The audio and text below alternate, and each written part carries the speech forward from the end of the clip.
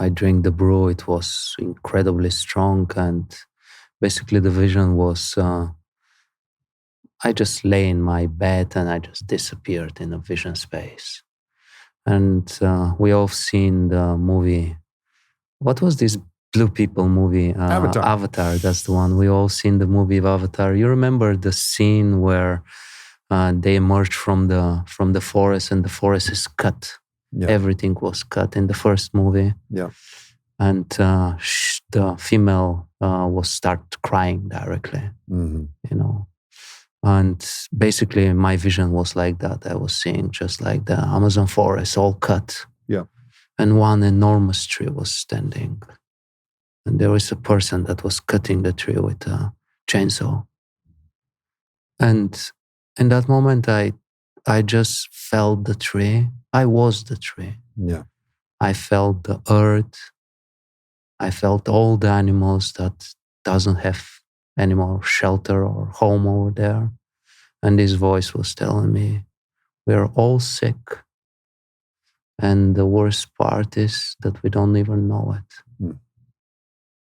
This podcast is with two of the most powerful healers I've ever come across and sat in ceremony with, Jen and Valko, who are in partnership and also trained in multiple different medicine lineages, from the Shipibo lineage to the Tabacero Mestizo lineage to also the Bwiti Iboga lineage. And they bring a synthesis of all of their wisdom and knowledge to this conversation about not only the reverence for the traditional medicine paths, but also the need to evolve and proliferate medicine for all people, for all life, for the good of all humanity, and for our pathway out of these times of challenge and difficulty into a more beautiful world. So I hope you guys enjoy this podcast with Jen and Valko.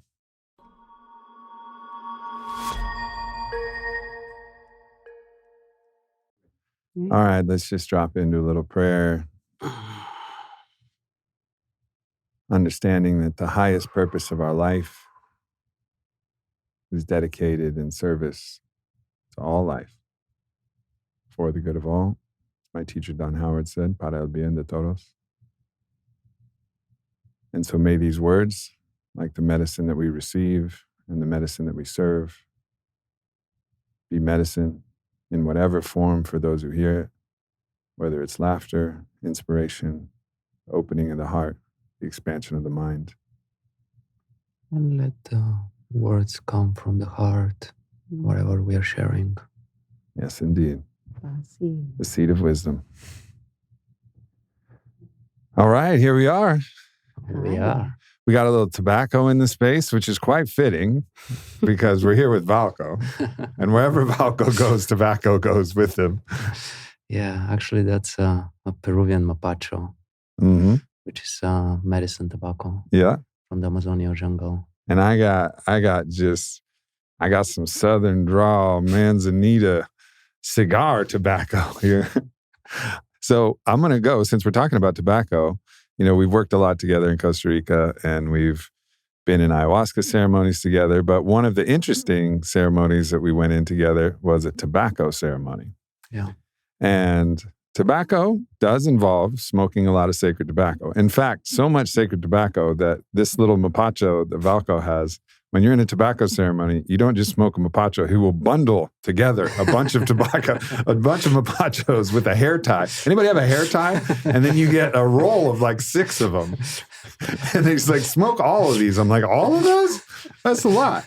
But actually, that comes after you drink tobacco. Yeah. So explain this practice, because I don't think everybody who I've shared with are like, what are you talking about? Holy shit.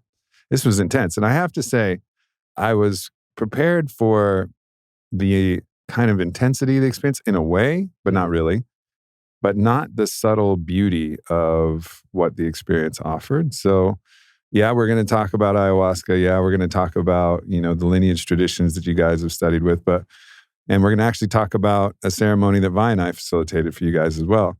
But I want to start with this tobacco ceremony because it's pretty unique and it's a deep part of both of your medicine bags and particularly yours, Valko, as a tabaquero. Yeah.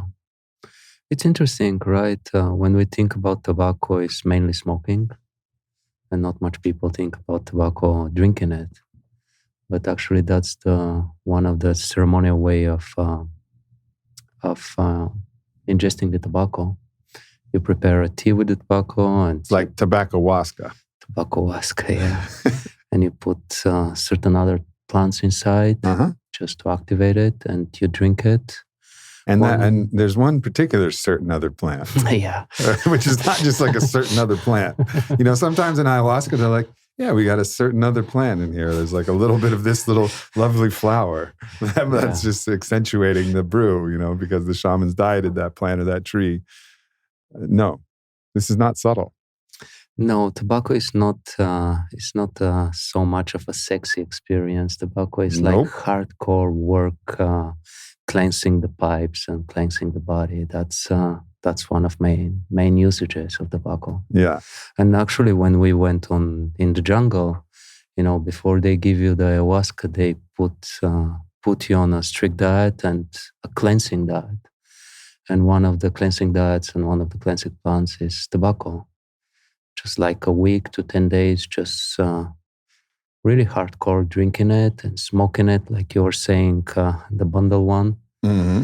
And the idea is just to provoke a purge and to cleanse yourself, to cleanse your consciousness and prepare yourself for the intake of other mind-expanding plants. Yeah.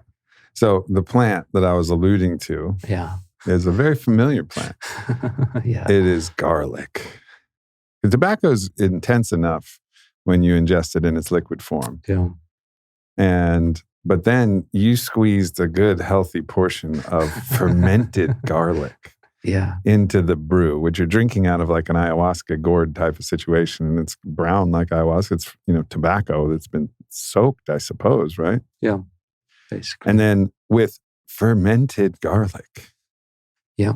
Garlic is a really, really, really healing plant. Unless you're a vampire. Then it's not. That's the idea.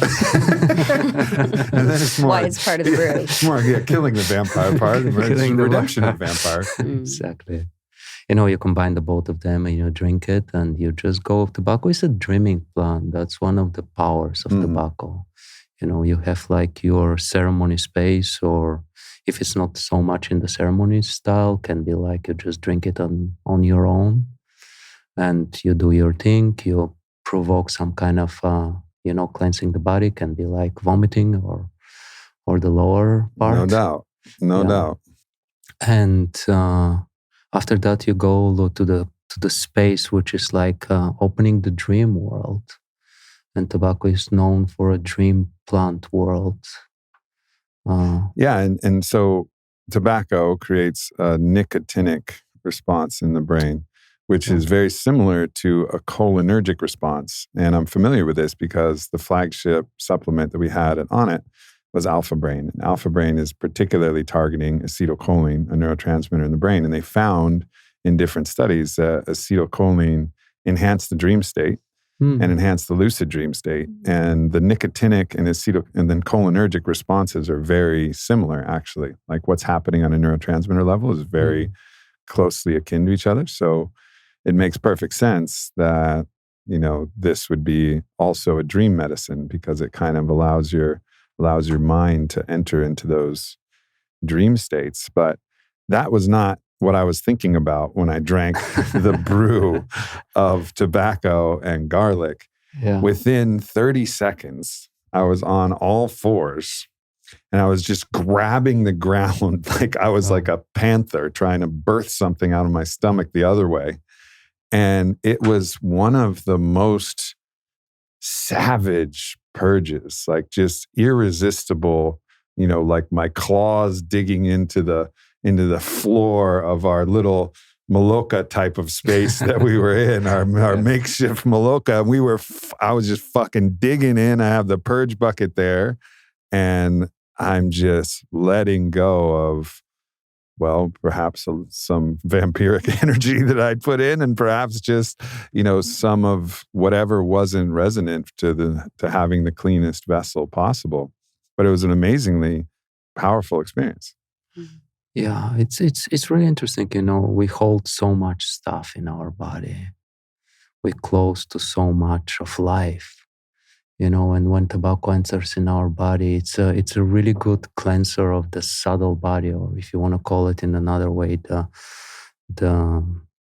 chi energy. Mm-hmm.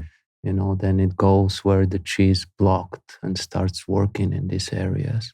And that can be like a little bit more like the challenging part. Mm-hmm. And whenever this part of the body is like worked enough, comes with the vomit, comes with the coming, taking it out.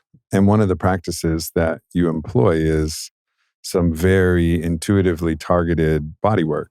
Yeah. Where you'll actually push on parts of the abdomen or the chest or the back or wherever there might be like blocked chi. And it's almost like an acupressure kind of situation where it's not like shiatsu. It's like, I'm going to find this point and you're going to send your own ka, your own chi, your own kind of medicine into that spot, adding energy so that the current can start to flow is really what it felt like. That's the idea mainly. That kind of technique was presented to me in dream space in a diet. I didn't know how to do it, and I was dieting certain plants, and actually in one of the dreams it was shown how to do it, and I wasn't even sure what they were showing me in the beginning. And after a few months after this dream, I started doing it intuitively. Yeah.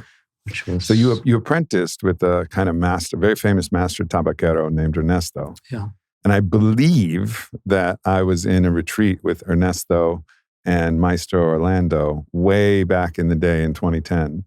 And I didn't sit with Ernesto. We haven't confirmed whether that's true or not, but I believe that I did. That's the suspicion, right? That's our suspicion for sure.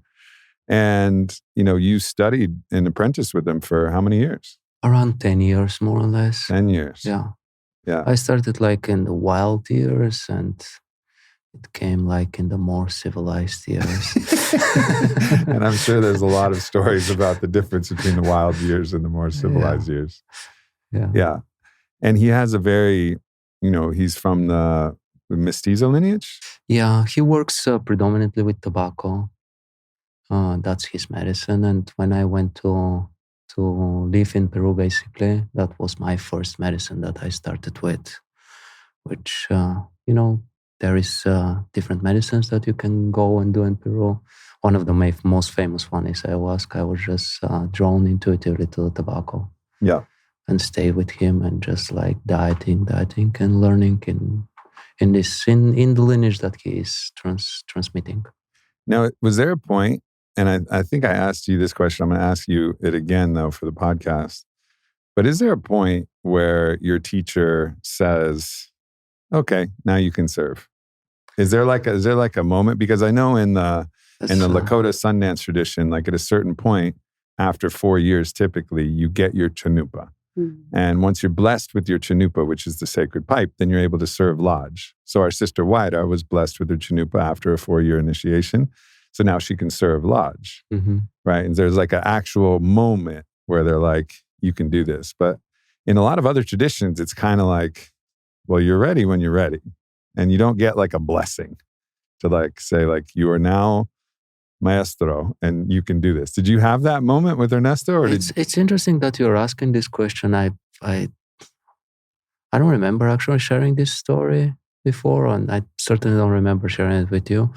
There was a moment, yeah. Yeah. And, after doing like a bunch of diets, he was like, let's go and experiment and do your thing. But I always felt that this guidance should come not from me and my desire to do it. And actually, I had a dream that was really significant. And after contemplating, how his dream space sometimes can be like really direct. That's what you're dreaming. That's what's going on. This one was like half directly, half not. But after quite a while meditation, I took it like, the path is open. Yeah. Yeah. Yeah. So I remember asking you this question, Jen, because you've apprenticed and studied in the Shipibo lineage. Mm-hmm. And I asked you, and I believe I recall the answer, but I asked you the same question, after your many diets and your many years, was there a moment where there was a gathering of the Shipibo elders or whoever your specific teacher was. And I think, from my understanding, you've had several different teachers where they were like, and now, Jen, you can serve ayahuasca. Wasn't quite like a council like that. Yeah. You know, there's a kind of general in that tradition where you need more or less something like 5 years of dieting in order to be ready.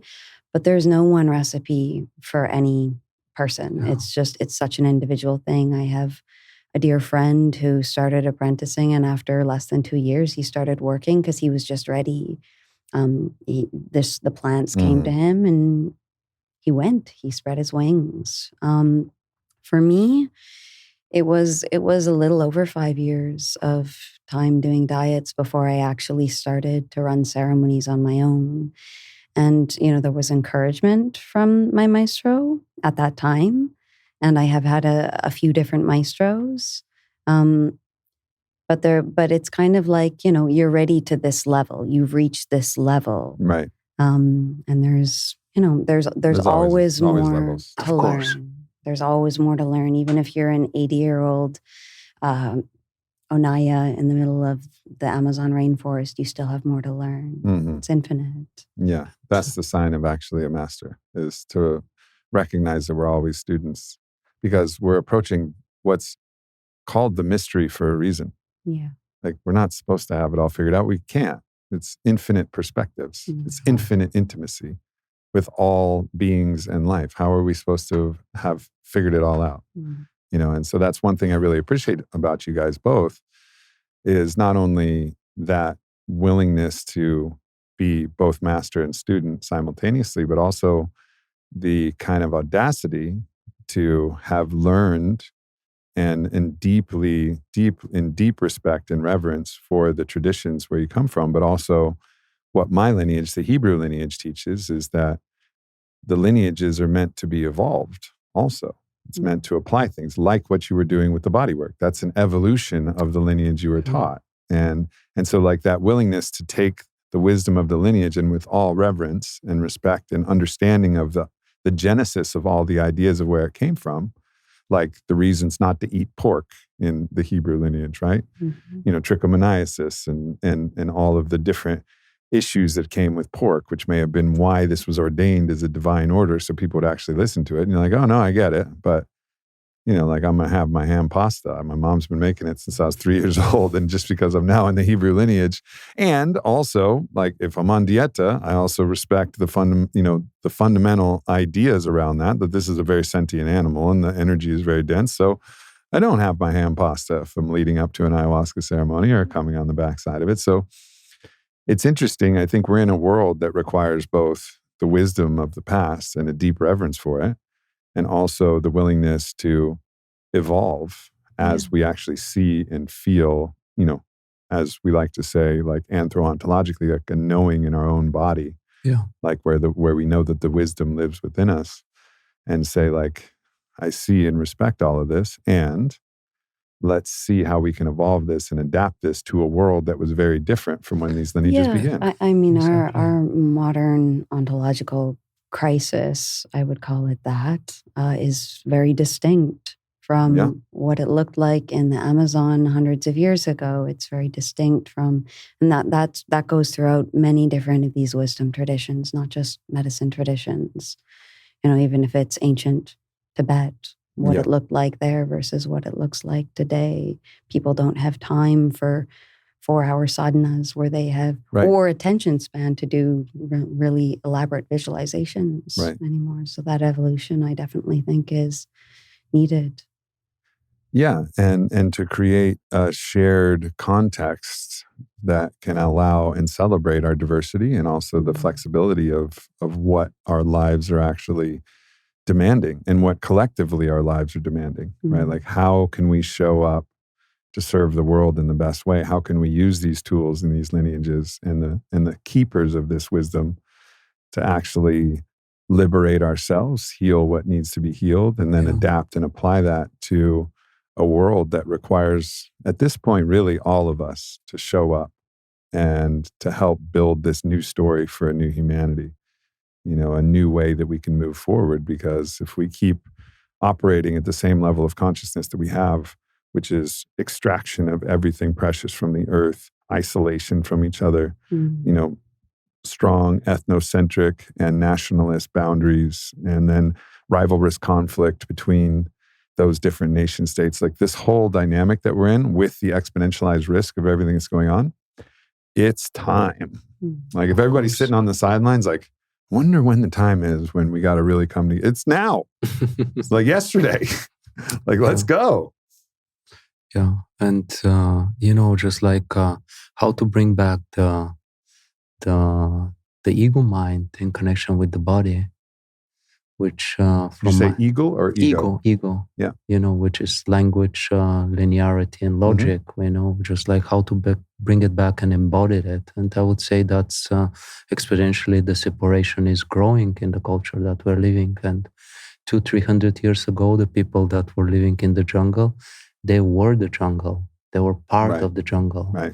Then they had like one certain needs in that culture that was how to navigate the jungle, how to navigate the animals, how to navigate their life over there. But they didn't had the separation. If you're not in contact with your instincts 200 years ago, you're dead. You won't last too much. Yeah, for sure. If you're not in connection with your instincts right now, you will have difficulty, but you will survive definitely in the culture that we're living. Then how to bring these incredible medicines to embody the mind and the body in one.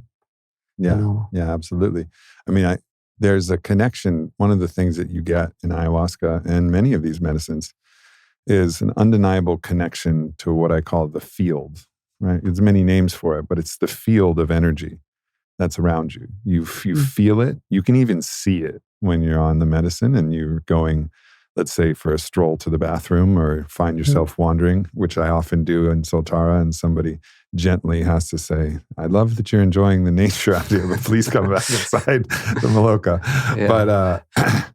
But ultimately, like you'll see and feel energy in the field. And I think I can imagine that when you were part of this landscape, that you were tapped into this, not just in the medicine space, but as like a daily waking reality. So it wasn't like, did I see that snake because I was vigilant? It's like, you could probably feel it, especially if it was, there and hostile in any way. Is there a jaguar out in the trees where you're not supposed to see them? But if you're tapped in, you could feel it. And, there is this research that is going on, which is our body knows with a lot before our mind even registered the thing that is moving.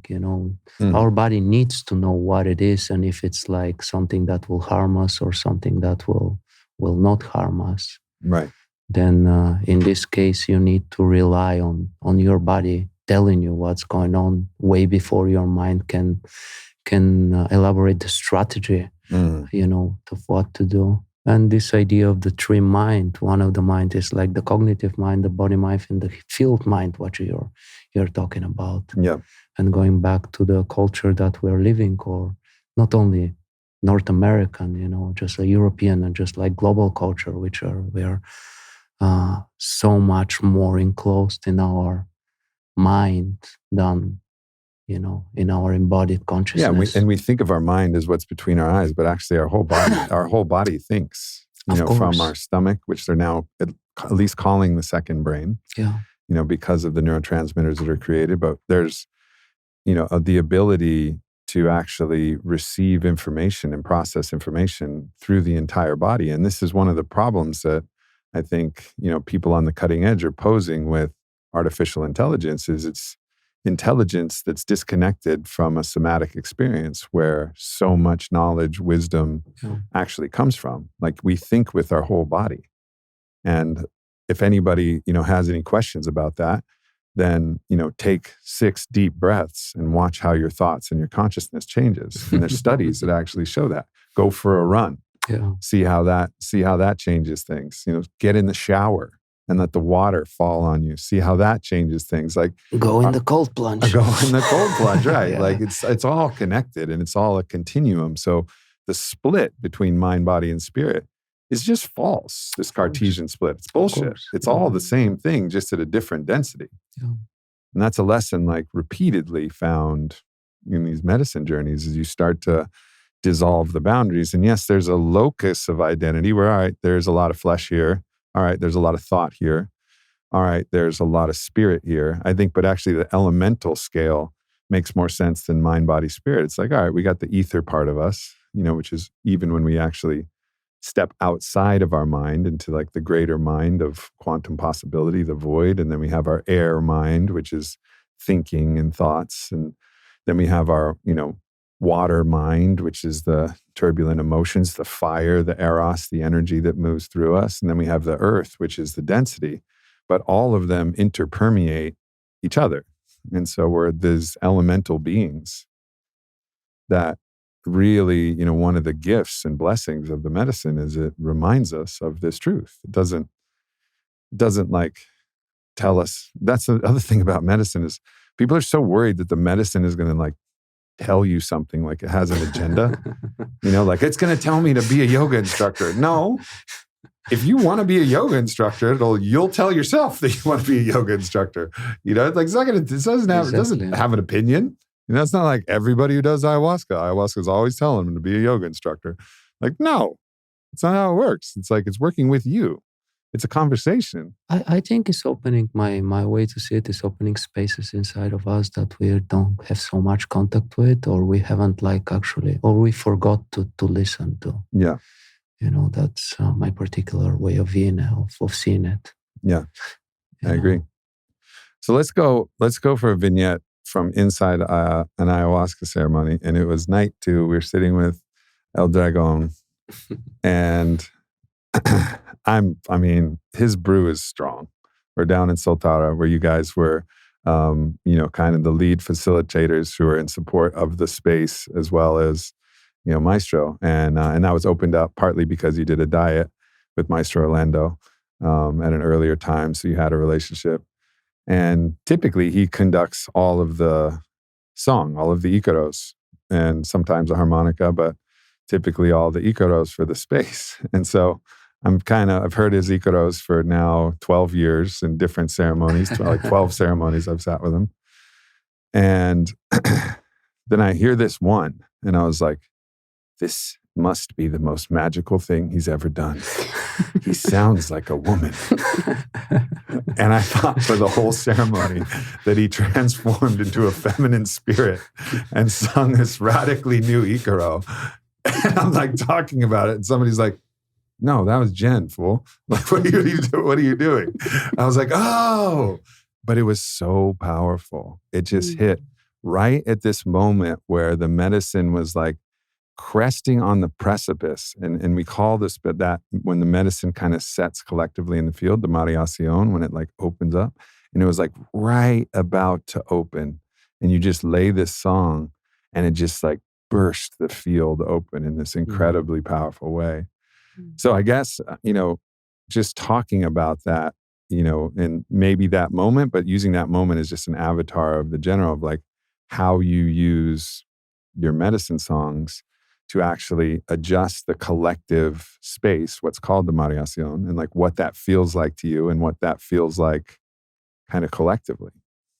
Yeah, well, that's kind of, I can't speak for all traditions, but certainly within the Shipibo tradition, you were asking before of like, how do you know if you're ready to run a ceremony? Kind of what's the initiatory process? And part of that is in the training, it's learning how to bring the Mariacion up and learning how to bring it down. And if you can't do those two things, then you shouldn't be running a ceremony. Right. And so, in that particular moment in that ceremony, that was what I was coming in and doing in the collective field. So generally, when I'm running a ceremony, I drink the medicine and I'm waiting for the Mariacion. So Mariacion, for anybody who doesn't speak Spanish, it just means seasickness, literally. but it's the term that refers to the effect of the medicine. And so the effect of the medicine isn't just one thing. It's not just visions. It's not just a sense of nausea. It can be a collective of all of those things, or it can kind of just be like you feel the spirit moving in you, in your body, in your energy body. And so whenever I feel the meditación starting to come on, I start singing. And so, I think in that particular ceremony, Orlando he'd been saying to me the ceremony before, sing. And I was sitting there like, this isn't my ceremony to run. And I would sing. And at the end of the ceremony, he was like, you didn't sing. Why? I was like, oh, it's your ceremony. And so that ceremony, I was like, okay, my meditación is here. And I was feeling into the collective space. Okay, let's bring it up and even it out. Like have it be like a ship at sea that's found its balance and has the wind in its sails and is journeying. And so that's in that particular moment what was going on. I can't remember everything that was going on because it's myriad and it's too much to of course articulate. Of course. But, and everybody has their own, even though it's collective, everybody has their own particular lens that you see through. Exactly. So here's, here from my understanding, I've sat with, many different traditions. Many of the Peruvian traditions, the main ones, Mestizo, Quechua, and Shipibo.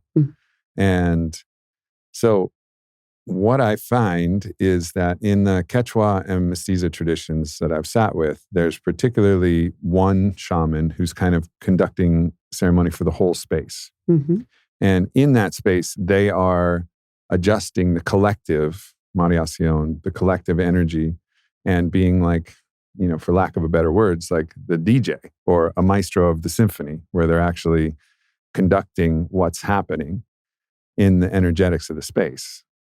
And in the Shipibo tradition, it's a little bit different the way that I've experienced it at Soltara, in that everybody is getting individual icaros. So it feels a lot more like, instead of individual cocoons in a very strongly established collective cocoon, because everybody has their own prism, their own experience, and I call that like a cocoon.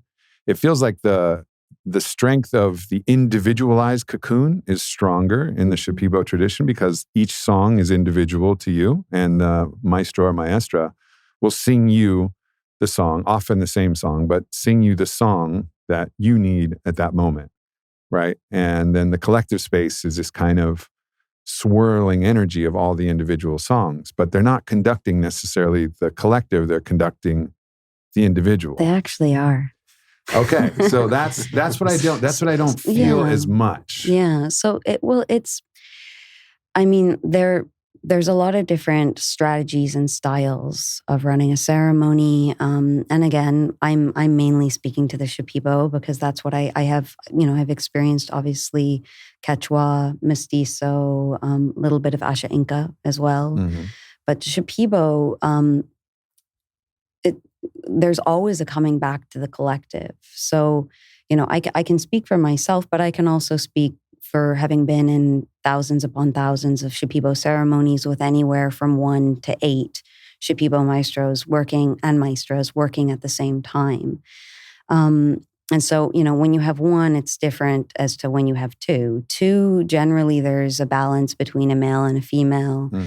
When you have 8, it's an orchestra, or more than 2, really. But there's always kind of a coming back to the collective, because whenever energies are moving, say, for example, there's one person who's receiving an icaro and some energy moves out of them, then that energy is in the space. There is a collective field that energy can go out and start affecting other people. And so anyone who's a good healer, a good space holder in that realm, will be able to clean that energy, move it out of the space. Or for example, if I'm working on somebody on one side of the room and I'm feeling something happening on the other side of the room, I might start in the middle of that icaro for one person and work on somebody and with across your consciousness. It's with the intention. Like, one of the main distinctions between the Shipibo way of working is that the intention of doing dietas, so a plant dieta where you're focusing with anywhere from 1 to a number of plants that you're ingesting for anywhere from a week to a year, 2 years, it can be different lengths. The intention of that is to open the body, mind, to open the sense stores to be able, when the aspirant, the apprentice sits in front of a patient, to be able to open to that person and take them in, feel what they're feeling, experience them from the inside out. So it's a co-creation. It's a symbiotic dance that's happening. I have a very, not very, but I have a different take on this than a traditional Shipibo would. So I also want to speak to that, because part of what I notice in the Shipibo tradition is that there's a lot of focus on defense. So it's like, okay, I'm here, I'm in front of you, I'm working on you. There's some energy that I'm considering a bad energy. Yeah. Maybe it's evoking my fear or my aversion in some way or another. I have all of these plants that can step forward, that can just get it the fuck out of the way. Just, you know. For me, when I'm working with someone, if something comes forward and say it stimulates my fear, or it stimulates insecurity, or it stimulates sadness, it triggers a different feeling in me, I take that as my unintegrated place that I need to work on too. And then I get the opportunity to work that with you as I'm working with you, not just on you. Yeah. So... yeah, I think this is an evolution of, you know, of these lineage understandings, which is also a part of the understanding that I share as well. It's like it's a position of non-aversion in a way. It's a position of almost Christ-like radical acceptance, and certain times the energy's got to get the fuck out of there. You know, it's like definitely. It is both, but the ultimate overarching is not defense. And I think, you know, the terminology, if I'm using it right, is, so I was speaking with Amerigo, and he was talking about buman, you know, which is like the negative energy that can come from a plant, a person, yourself, or whatever. Buman, this negative energy. And then if you're not careful, you could get chokard. You could get blocked up by someone's buman. So you're like, you got your shields up, you got your defenses there. But in that, you're creating a strong duality dynamic. Yeah, exactly. And, you know, so while it's not wrong, it's not like we're saying, no, you're wrong. We're saying there's another way. Yeah. There's another way to look at us as a being that spans the entirety of a complicated and broad polarity. Yeah. And that even this negative energy, one of the ways that you can transmute it is to see it, to witness it, to love it. And this is something that Vylana shared. She went down to Colombia to work with both of you individually. What a treat. And diet a plant called marosa. And she, you know, expressed the stories of how you guys worked with these things and energies that were coming through, including this energy that had bothered her in her neck, which actually felt a bit like a vampiric energy.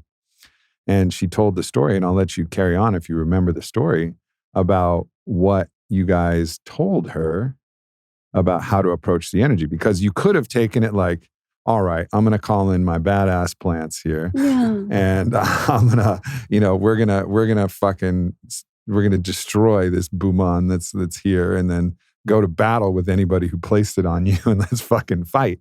You know, let's tape the hands, get in our, you know, attacking master plants and defending master plants and destroy. But you guys had a much different approach, and it really worked to liberate her from this thing that probably would have come back if you guys even expelled it in that one moment. Well, if you wanna say it, and after that I will say what I want to say. I mean,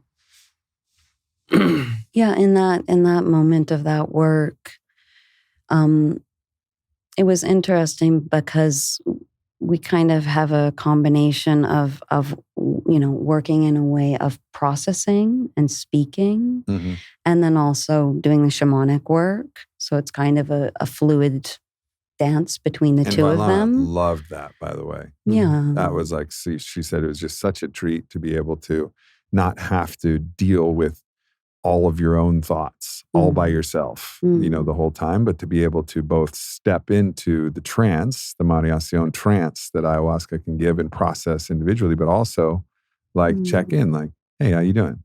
Yeah. What are you thinking? What are you feeling? So, I mean, she let us know that something was really strong for her. And I came over, I started working on her. And when I was working on her, it was like, what you're saying about there is a time to step in with a level of fierceness and force. And there's also a time to step in with doing like a little bit more of a tricky dance. Like, okay, how are we going to work here? Do I have to dodge and get you from this side? And I was trying all kinds of things with this energy, and it was not responding to pushing at all. What it was responding to was gentleness and love and a kind of a quality of inquiry. And that was in the song with these different plants that were coming through they're small aromatic plants. They're plants that are filled with love, plants that are filled with light, plants that have a more like subtle, nuanced, delicate way of working, which Marosa is one of. And after doing that work, it's like it loosened, it got space. And then it kind of another round of it came back. And then we started this inquiry of just really having her make contact with the feeling itself. Because a lot of the time when there's a feeling that elicits a reaction, just that, it elicits a reaction. And the reaction has a charge of, I don't want this, like, get this away from me, fuck off. That's a really good indication that there's something there, and that the pushing against is only going to create a further pushing back. Right. From like, it's like, that's the hook. That's what it wants. Yeah, Wants exactly. to fight. That's its food. Yeah. That's its food. Like, It's good. the Gotcha. resistance. Exactly. Yeah. If you get in a fight with a demon's like, perfect. Yeah. I'm here all day. Yeah, and we can call it a demon. You can call it, I think a really good way to call it is just simple aversion. Sure. That's the simplest, I'm most not universal. claiming that this thing was a demon. I have encountered actual demons, and still the response, like the last response, like the last thing option is fight. Yeah. Because if you do step into fight, you better be damn sure that you're a good fighter and that you're going to win, right? Like, you have to have supreme confidence, because a lot of it is a confidence game. Sure, it's a belief game. So you better trust your diets. Yeah. You better trust your skills. You better trust the moves that you have. Yeah. But love is going to be a much more powerful tool to use. It's the most powerful tool in the cosmos, right? So it's like you can fight with your aggression. But actually, if you meet it with love, it's the greatest chance for alchemy, or just creating a field of energy, a vibrational field, which is no longer resonant for that entity or energy to be there, however dark it may appear. And ask the simple question, what do you need? That was the question. That was a question that really blew Vylana's mind. Which is exactly what we asked her. First, it was just like making contact with the feeling. And then just like, what is this feeling needing from you? Just dropping under the level of like, that's bad or that's good, and just feeling the vibration of this space. Yeah. And we all have these kind of spaces inside of us, which is our needs hasn't been satisfied. Gabor Mater says really well, something that shouldn't have happened, or something that should have happened didn't happen. Mm-hmm. And that's like basically whatever that shouldn't have happened, or wherever that's it. Small parts of our soul just isolate, and its needs are not met. Mm-hmm. Then what kind of space we can open in these powerful, powerful medicines, and just like reconsider again the needs of that space. Yeah. Because it's been tried, Aubrey. I tried personally for so much years, to vomit my fear, or to vomit my tender spaces that are being like violated from whatever happened in my personal history. And I always say that whenever we get together with Jen, actually, another level of my healing started, which is the level of healing, which is like to start putting attention to my needs and eventually satisfying them. I couldn't do it before on my own. And sometimes I could do it and sometimes I cannot do it. But a little bit of help from friends can be a really good way to approach it. Yeah. We'll get to that. Yeah. And I just want to let everybody know, if Valko was unable to vomit his fear entirely, he is the best vomiter on the planet Earth. If you hear Valko vomit, you'll realize that there's levels to the game, and he's the ultimate vomiting black belt. It's so goddamn impressive when you hear you vomit. So if it doesn't work for you, it's not going to work for any of us. Maybe temporarily, maybe it takes a little pressure off, but it's not going to be the only tool. Yeah, exactly. So going back to, so you asked, sorry, what is, and Vi, of course, doesn't mind me sharing this, we've shared it as well openly, because she's really, proud of this moment and really in great praise for you guys. So you asked, right, what does this need? And she says, it wants, or what does it want? And she said, power. She said it wants power. And then I believe it was you, Valko, the way she told the story. You asked her a very interesting follow-up question. Yeah. If it has power, what will give her power? Yeah. Actually, why you need power? Why does that energy need power? Yeah. Or if you have power, what will happen? Yeah. And ultimately the answer that emerged from the field was safety. Yeah. Mm-hmm. So this energy, which you could look at as this attacking Buman of some sort, all of a sudden you realize, oh, it just wants to be safe. The quality of the energy depends on the quality of relationship that you establish with the energy. Exactly. That's, I think, is really, really, really good way of saying it. Like, if ever you're in a situation where there's conflict and someone in the midst of that conflict softens and brings in some aspect of their vulnerability, opens to some tenderness or love in that moment, it shifts the whole dynamic. Yeah. Maybe it doesn't change it immediately, but it brings more space in rather than this tension. It just brings a kind of a softening and an opening. I just want to give you a personal example of works that we did in some moment of time. A guy was just like in the midst of ayahuasca ceremony, and he's like a bear. He's just basically becoming a bear. And we look each other with Jen, and Jen's like, go and check what's going on over there. And I go over there, and it's like, how are you doing? What's going on? It's like, this bad energy. And I'm just like dropping under what he's saying and just feeling him. And I didn't feel something that was like actually bad, or something that we need to take out or whatever. And I was like, okay, let's feel. In some moment, just like I just hug him. Yeah. And we stayed like 4 or 5 minutes on hug. Yeah. And after that, and just like felt his body like really getting like relaxed, a little bit more relaxed, a little bit more relaxed. That was it. And next day we were speaking. I was like, I need to tell you what's happening. I was like, tell me what happened. I was like, why are you all hugging me? I just like was seeing this. He was calling it a demon. I was seeing this demon, and in some moment it just converted itself in an angel. I was like, oh, that's interesting. And that happened quite a while ago. And reading a little bit more books and going deeper in my own needs and my own personal work, I just understood that, this energy inherently, they're energy without content. The content is how we relate with these energies.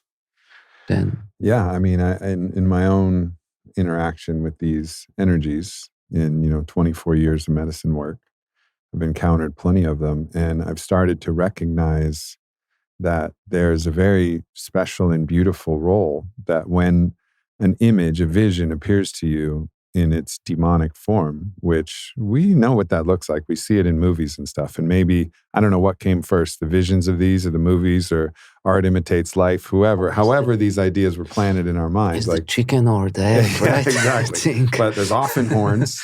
It's often red and black. It's often kind of gnarly skulls. Like, like Halloween doesn't have it too far off, right? Like you'll see these things, but there's this beautiful opportunity where you can imagine that that's appearing to you to test your unconditionality of love, to test the Christ consciousness that's within us all.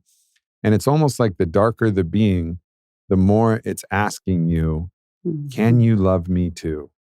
And almost like it's asking that to God and us as participatory in the field of the divine. It's like asking us and the divinity within us, can you love me too? Even when I'm dripping in blood, even when I have fangs, even when I have horns, like, can you love me too? And like, that's this beautiful, beautiful invitation that all of this, quote, demonic energy is offering, is just saying, can you love me too? And I would also add to that, that all that those energies actually want is love at the end of it. Yeah. And anybody physically acting out in ways that are demonic in real life, right? Like a lot of the pathology there is they've crossed a threshold where they no longer feel that they're deserving of love. They've never been given love. Yeah. And so they are switching the name of the game, and they're embracing the opposite force of that, which is power, to feel safe because they don't feel loved. And so often there's this unworthiness of love, this shame that we hold inside that says we don't deserve love, we aren't worthy of love. But actually all we really want is love. So even the demonic actions that we see played out are played out precisely because of an absence of love. Even if someone claims like, I don't want love, I want power, you're like, no, you don't. You just don't feel like you can receive it. You feel like maybe you've crossed too far or you've gone. But this is the lesson and message of that ultimate availability for redemption and love that can come to anybody or anything. And in a way, it's a self-protection mechanism too. Exactly. You know? I don't want to open myself because I know what will happen. It'll get taken away. My, quote, heart will be broken. Exactly. Right. You know, and that's really interesting what happened with me, like recently in ceremony, which was like, I got spun to like really deep spaces where I felt unloved. And big part of the ceremony was like how I can open my heart again to love. And in the midst of that ceremony, I was just having this implicit understanding of like this heart is made to be broken and is made to be amended. And that's basically the intrinsic process of how human beings grow. Yeah. You know, which is throughout the pain of feeling the brokenness or the loss or whatever it was, and just coming back to this feeling and letting the organism and the what's the word?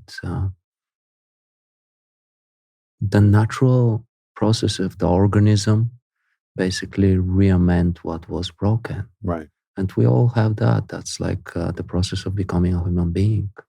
And when you have that larger context for understanding us, then even in your brokenness, you know, one of my favorite songs is Leonard Cohen's Hallelujah. And he talks about the holy and the broken hallelujahs, that it's all a hallelujah.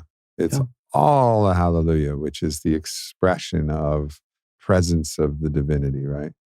It's all a hallelujah in your holiness and in your brokenness. You know, it's all there. And if you just have that just thread of faith and don't get tricked by the voices that'll say, it's all gone, it's all lost, you'll never recover, you know, now's the point of no return. Just don't listen to that and say like, no. Like I understand it's always holy and broken, hallelujah. And it's always going to be that. All of those parts are going to be inside us, but to just trust that the love is always there, even if you can't see it. And don't listen to those voices that try to tell you otherwise, because that's what really spins you out. Yeah. This is the journey, you know, and this is the journey. It's so, you can hear this, right? And you can listen to us and you can kind of get it But you're still going to have to go through it. That's the thing. Like we don't learn by listening to people on a podcast. Really, it's an experiential journey. I have a friend from Barcelona that always says, like, it's one thing to put your fingers in the wall socket and experience it. It's another thing to hear the story how somebody put their fingers in the wall socket. Yeah, exactly. And you need to do it, and that's the beauty of life. We are alive over here, and we have this short time. We don't know how long is this short time of just seeing the marvelous and the beauty of this world, and why we will not participate into it. And one of the process of participation is just revisit these spaces that are being deeply wounded. Yeah. Amen. And if you don't know what those spaces are that are the deeply wounded spaces, it's just, what are you resisting? Mm-hmm. And go towards what you're resisting rather than away from it. Yeah, exactly. So I just want to take a moment to pause this conversation to let you guys know that we are opening up our Fit for Service core program to invite more people who are called to service, who are called for the evolution and healing of themselves, for access to a greater community, a greater sense of purpose, who want to join the Fit for Service program, which has been absolutely exceptional thus far this year. And we have 2 more summits coming up. One focused very much on an intensity of initiation, from Sweat Lodge, that's going to be led by the legendary Waira, who's also been on the podcast, to Sacred Combat, to Ecstatic Dance, to Breath Work, and then also our flagship Jewel Summit of the Year in Sedona, as well as all of our online coaching practice and the lifelong access to our digital community. So if you're interested, go to aubreymarcus.com/fitforservice, or also you can go to fitforservice.com, put in your application, and we look forward to meeting and welcoming all of you into our community and into an opportunity to discover and find your own truest, highest soul song that incorporates all aspects of yourself and also allows the support of not only the coaches, the speakers, and the experiences, but really a group of peers, of fellow travelers of the way that can really help, as Charles Eisenstein would say, make sanity a group project and help us all actually connect to a deeper purpose that is incredibly meaningful and is really necessary to help us sort out all of our personal challenges, include them, and transcend them into a greater story. So I look forward to meeting some of you on the inside for the second half of the year for our Fit for Service core program. Once again, aubreymarcus.com/fitforservice or fitforservice.com. The question is, are you ready to play a bigger game? The first half of this year's Fit for Service Core Summit has been unbelievable. The community that's come together, everything we've been able to experience together has been absolutely outrageous.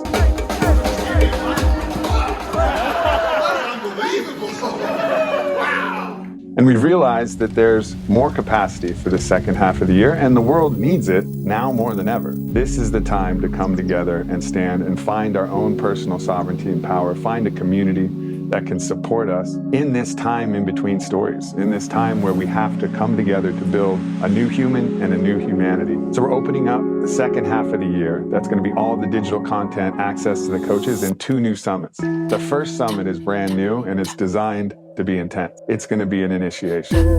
Everything from intense breath work, shamanic, ecstatic dance, sweat lodge practices, to sacred competitions, to some basics of martial arts training. It's going to be really beautiful out on our farm in Lockhart. And then, of course, there's the pearl of Fit for Service, which is the Sedona Summit, which always blows everything out of the water in October. So if you're interested and you want to join Fit for Service, we're opening up applications to a select group of people, and we would love to welcome you to our community at the time when the world needs us the most. So if you're interested, please apply, and I hope to see you on the inside. Well, I have to give you guys an immense amount of credit for saying yes to receiving facilitation from Vylana and I for our signature ceremony, which is the Godbomb. Now, I've been a sitter in ceremonies, for, I don't know, probably 18 years. It started 24 years ago. And, if my buddies wanted to experience mushrooms, I would just be there with them, taking some mushrooms and kind of keeping the rails on, but never facilitating, right? I didn't feel like I really had the proficiency. I didn't have the inner voice inside my mind that said like, no, like you're ready to facilitate. That took 22 years to develop. And it actually took a particular stack of medicine, which is the ketamine-cannabis. Fortunately, as a blessing, those both happen to be legal in most states in the US. And finally, it was like, all right, like you're ready to step into facilitating this medicine. But of course, we're young in our facilitation journey, and you guys are veterans, having done so many diets and so many ceremonies. So the first bit of credit is you guys were like, yeah, we'll do it with you guys. We'll do it. And I was like, yeah, amazing. And also like, wow, I'm gonna find out real quick if we have our shit together, or if they're gonna come out of that and be like, that was a circus. What are you guys doing? Like stick to podcasting, bro. Like, so it was kind of a big moment when you guys said yes to that, and and it was such a beautiful experience, because what my experience is, so I apprenticed with my brother Purging in a particular type of body work, and also, just trust the intuition of stepping into this shared field. And my experience of the ketamine and the cannabis is the ketamine, I call it star medicine. It opens us up to really the void of all possibility, kind of removes the locus of attention from, our own body and mind into this larger field, a cosmic field, if you will. But the cannabis actually anchors and brings alive, elements of the body, the way that the body actually, and the somatic experience and the lessons it have, and the same with the body work. The body work then moves, as you do in the tobacco, it like moves to find areas where things are blocked, or where there's old trauma that's being stored in the body, or whatever it might be, or joy or giggles or laughter, or wherever it might go. And of course, it's only kind of one person at a time, and the other person's kind of on deck and in sharing the field, but it's one person on the table at a time. And so first of all, I guess we'll start with, why'd you guys say yes? Like, what was it? What was it about? What was it about?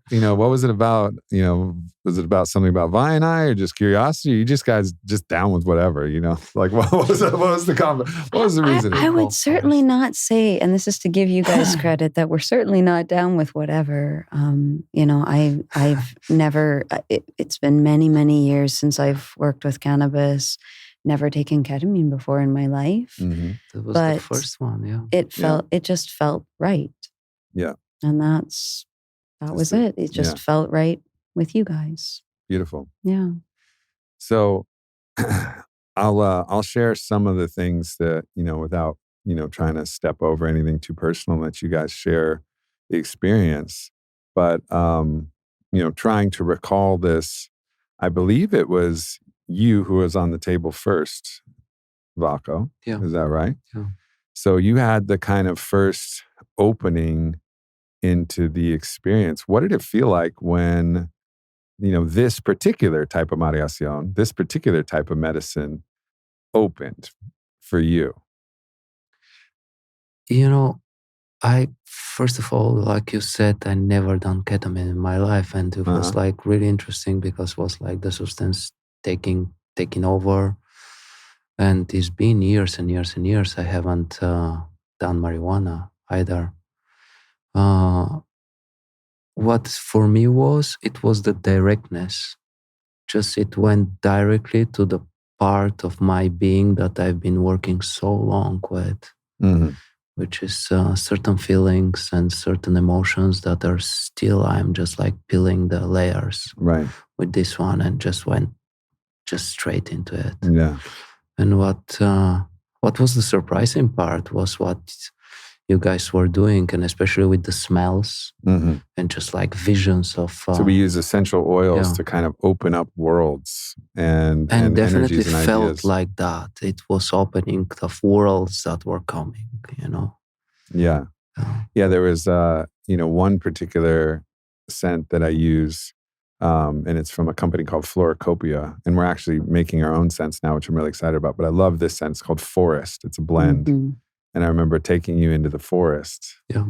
And there was also, and this is actually an experience that was with both of you, I could feel all of your plant spirits, all of your plant diets that were there with you. So as the space opened, it was an invitation because I always invite all of the guides and allies to be there. But as the space was opening, I could just feel that the plants were there, present. And so I wanted to give them an invitation and say, like, you're welcome here, like all of you. So it's like, las plantas, las plantas, las plantas. And I could just feel the space getting richer and like pulsating and intermingling, where for both of you, like all of your diets kind of opened up into the space. And then with the forest, which is not a jungle, which is where most of the plants are that you've dieted, but it's still the concept. I don't have a scent called jungle. I don't know if that would even smell good. If it was a scent called jungle, maybe we could figure it out. But the scent was called forest, and I used that to just call in all the plants. And I remember that was, for me, one of the first like kind of remarkable experiences was just to feel how very real the dietas that you guys have been in. Like these plants are inside your own spirit body, and they're not. Yes, they're available to call externally as their own beings and their own spirits, but they also like live inside both of you. And it was just magical to behold, how the plants showed up. You need certain states of consciousness to see all the diets and all this work that has been done. And for me, it was a surprise, like actually feeling it in the combination that was the marijuana and the ketamine. Yeah. I've had like experiences where I felt it and saw it with ayahuasca, with tobacco, with another mind. Like with Iboga. Yeah, with Iboga too. Mm-hmm. And just one part of this work that for me was really personally really significant was like the male energy that you represent, Yeah. And I probably mentioned it back then, I don't remember. But now it's just comes back since we are talking about that experience. In my personal experience, the masculine was really represented dysfunctional masculine. Yeah. Then that's still a part that I'm working, and just being able like just to grab your hand or just to put my hand on your shoulder was like really like a center or a pillar. Yeah, I mean, I remember with you, a lot of the journey was, sometimes there's a lot that has to be done somatically. And, I definitely did my spiral and worked the different parts, but so much of it was a sense of brotherhood and a sense of like a restoration of faith in the masculine that I was going to be there. So my head, my cheek, I'm behind your head. So you're on a massage table and you're facing upwards to give people a picture. And then so I'm just leaning in and my head's like right next to your head. My hand's on your heart. Your hand is like over my hand. And we're just there together. And it was this feeling of like, I'm here with you, brother. Yeah. Like I'm really, really here with you. And whatever struggle, whatever challenge you're going through, like I'm here. Even if I'm in another state, another country, another state of mind, whatever, like I'm always here. And this is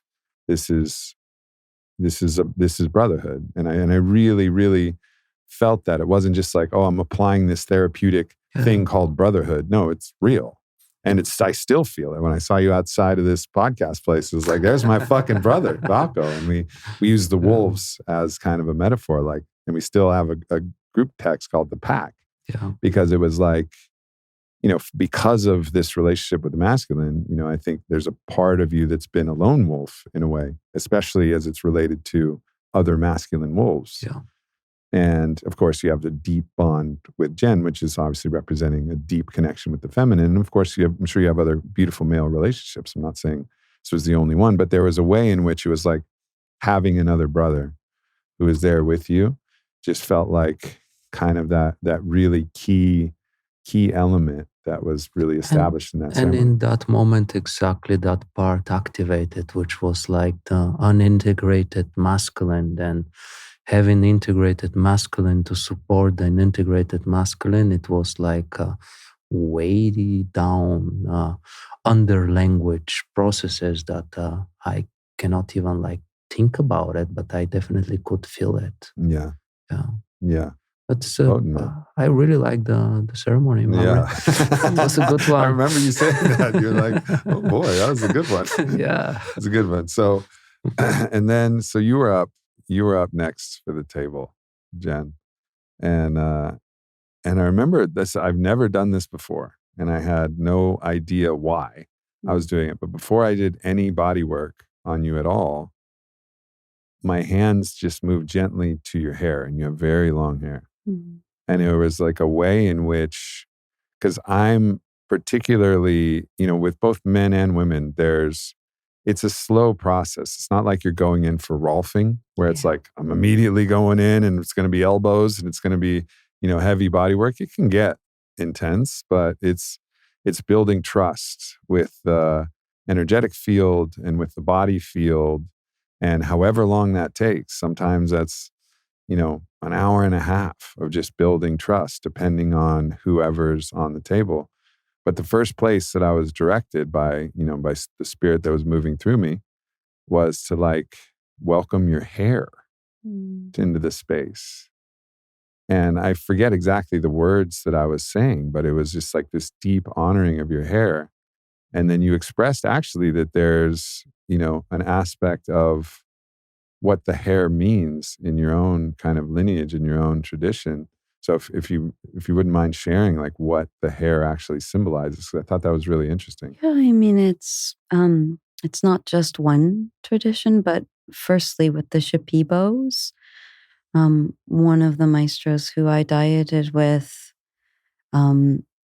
he shared with me that this isn't as much a common practice now, but ancestrally it was a practice for both the men and the women to grow their hair, and that if they were a onaya, a medicine person, that the energy of their diets are stored in their hair.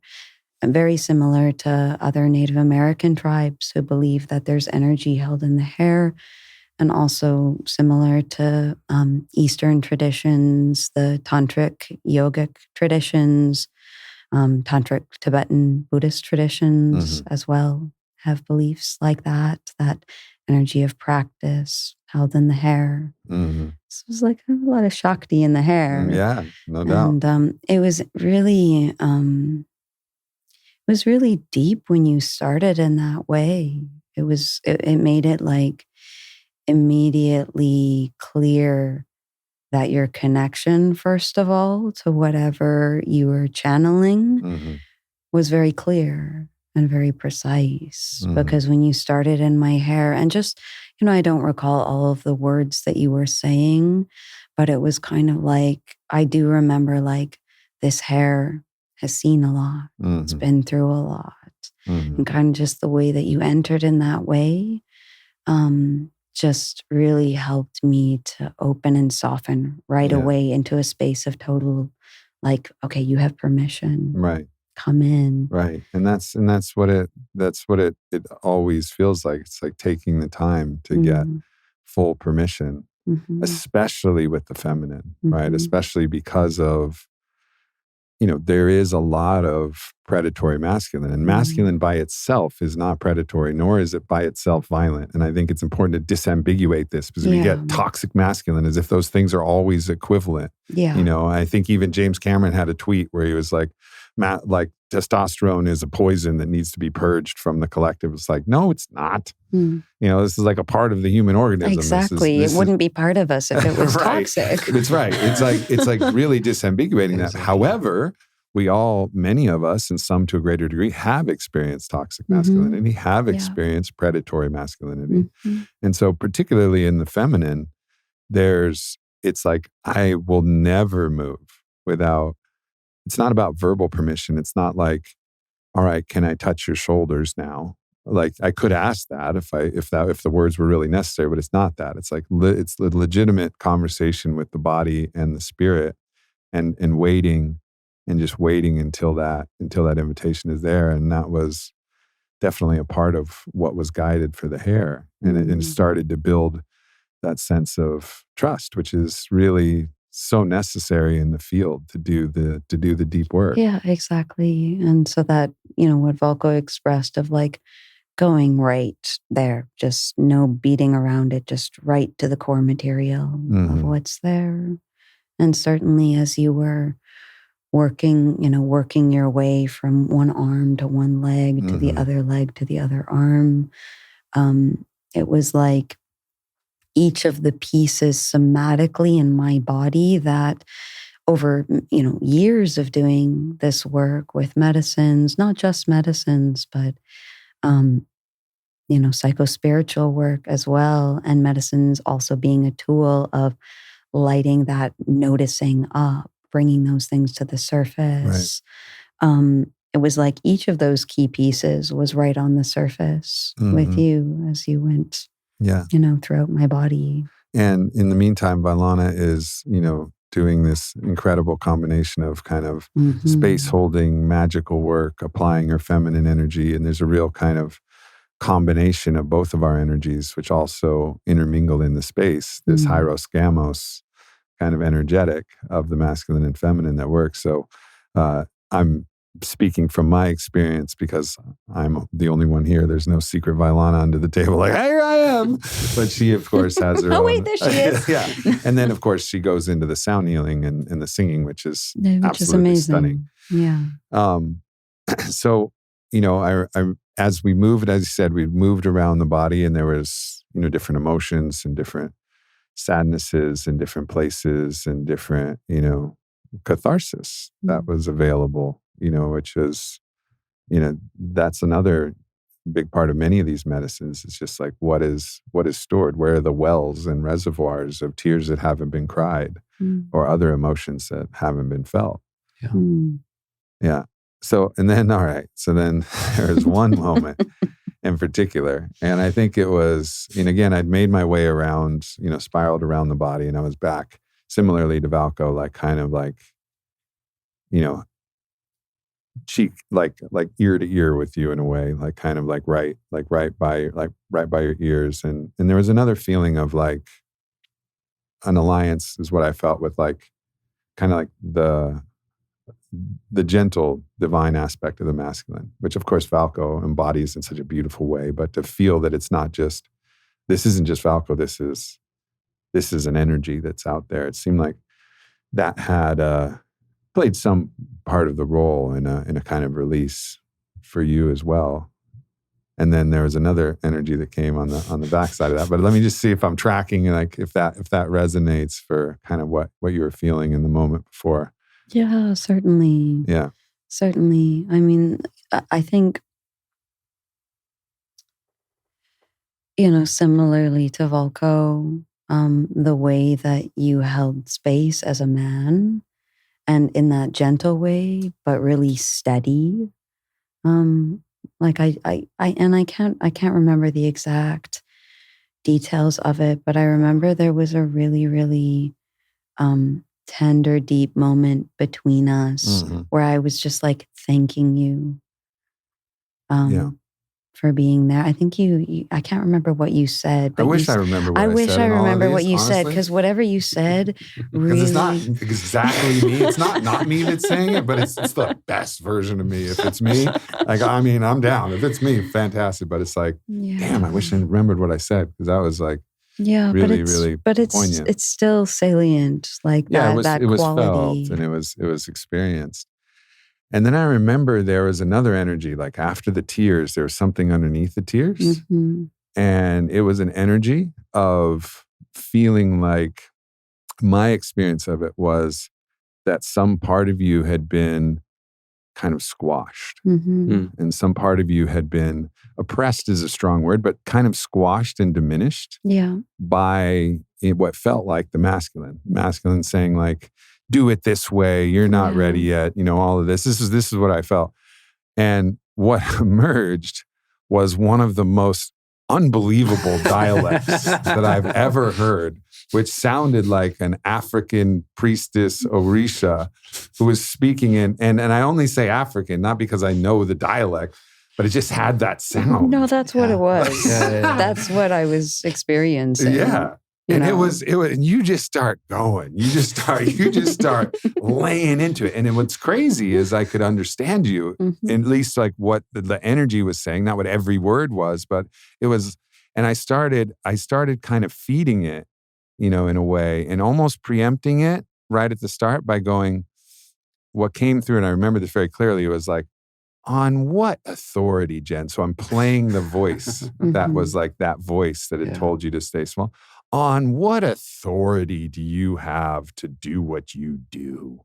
This kind of masculine questioning and judging and not recognizing, actually you as a woman of the earth, and all of the work and all of the mastery. I was like, on what authority? And then I took your side of it and I go, on God's authority. Yeah. On God's authority. And at that point, that Orisha African was like, yeah, that's fucking right. Like, how dare you, all you fucking men. It's kind of like a bomb exploded in his face. It was unbelievable. It was like a ebullient, ridiculous, like audacious. And it started like that. And then as I was like, yeah, I hear you. Like, I hear you, because you were kind of laying into the men, and not even any particular men, but just that the zeitgeist of like, you're not ready, you're not good enough. What authority do you have? This kind of almost the fundamentalism which exists in all traditions, whether religious or spiritual. And then at a certain point, as you kind of could feel that I could understand you, and it was like, yeah, for sure, like I agree. And then you started laughing, that voice through you started laughing. You were both connected, obviously. You started laughing, and then I started laughing. And then you would still like say a few things, and then we'd laugh. And then like Valko was laughing, and then Vylana's laughing. And like, it was just such a magical and powerful moment, one of those experiences that's just unforgettable. Yeah. And so do you think that the connection to that African voice is potentially because of your initiation in Gabon with the Bwiti people, or was this more just cosmic? I don't know that there was any connection there necessarily, but perhaps. I mean, they are really good representative of base, earth. Yeah. I mean, I feel a very deep connection. To Africa, especially to Gabon, to the Congolese Basin. But this felt like something distinct, So I don't know what it was. I don't know where it came from. And it had never quite come through like that before. Yeah. But I'm very glad it did. Yeah, it was really cool. I've had those experiences where, I mean, this is the origins of humanity. Like, this is our shared commonality and source, which is why the racism that's been prevalent in the world is so absolutely preposterous, because it's a forgetting of our history. Like, we all emerged from Africa. We were all of that skin color. It's just how many generations you want to go back. Like what are you even talking about with your fucking racist ideas? It's so absurd. It's just like so stupid, fundamentally. And also, the kind of ethnographic religious differences that we have. Like, where do you think it all came from? At a certain point, we were all like, before the flood, an advanced civilization, call it Atlantean, call it whatever it is, but we're all sharing a commonality of source of our connection to the divine. Maybe we spread out to different places, but I think recovering this commonality of source of like where we come from, which must include the original humans, from Africa, where we all originally came from. That's come through in journeys before, where it's like, I remember I forgot actually that I had an Iboga microdose when I was going into a journey. And I was like, man, this fucking journey is, wow, it's unbelievably powerful. And then I see this African, like, priest shaman and being like, "Oh, you forgot about me again. Forgot about me again. Well, guess what? I've been here the whole time. Like, you forgot about me, but I've been here the whole time." And he's like pounding his chest. He's like, "I've been here the whole time." And it was not only reminding me about Iboga that I forgot about, but it was reminding me like, don't forget where you come from.